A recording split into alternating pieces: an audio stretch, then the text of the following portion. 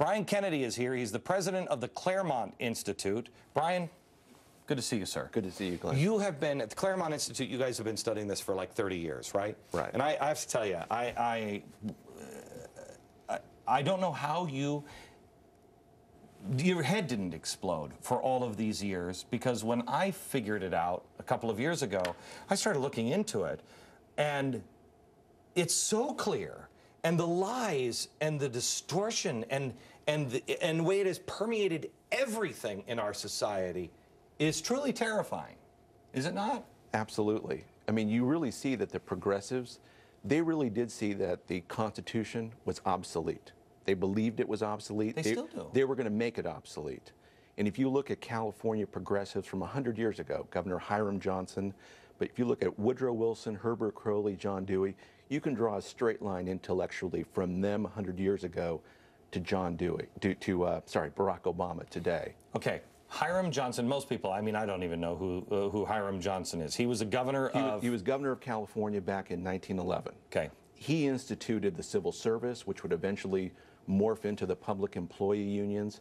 He said, as a progressive, he was one of the leading, on the state level, politicians there was. He was eventually the vice presidential nominee of the Progressive Party. He was a founder of the Progressive Party, and he was a Republican, so you're absolutely right.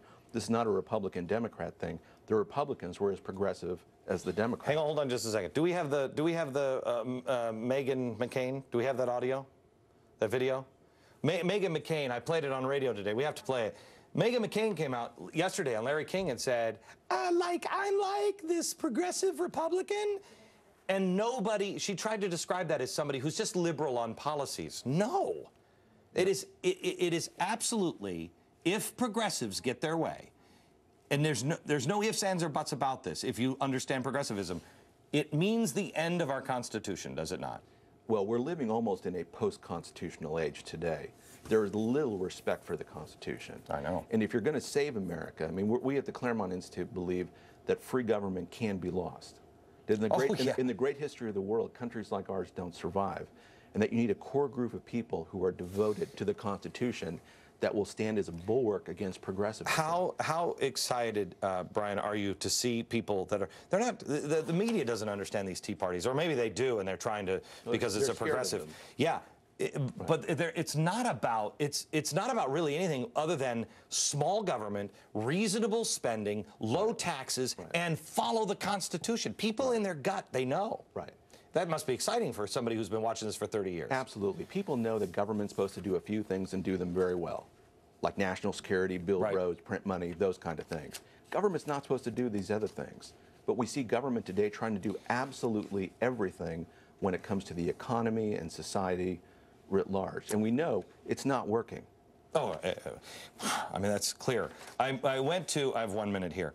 This California Secretary of State website, learncalifornia.org, where you can learn California history. It has content for teachers for their lesson plans. Looked up progressivism. In it, it talks about how great progressivism is. In the progressive movement lies the roots of a strong liberal tradition in California, a liberalism that would no doubt horrify some of the rather conservative progressives. At the same time, the hopes of the leftist progressives. They hope that progressivism would be the first step in an evolutionary socialism. They may be a little disappointed, however. But the expanded activist government initiated by the progressives was a prerequisite for the welfare state, despite the fact that progressives concerned themselves primarily with moral and political reform after the New Deal. It talks about how it is altering already much of the Constitution. They succeeded in altering the political mindset for the state. This is all presented in a good way. Absolutely. How do you possibly survive when your children are being taught that progressivism and changing the Constitution slowly like this, evolving it, is a good thing? Well, remember this. We're not going to ever become like Europe. And the reason is simple. We're Americans. We have these Tea Parties. Look at your success. Look at the success of conservatives all over America. When the American people hear the right argument, they do the right thing, whether it's a Tea Party or Massachusetts or New Jersey. And I have hope about California. You can win California back. And if you ever won California back for the conservative movement, you would change America. You would change America. You would change America. You would change America. Brian, thank you very much. Appreciate it. Thank you.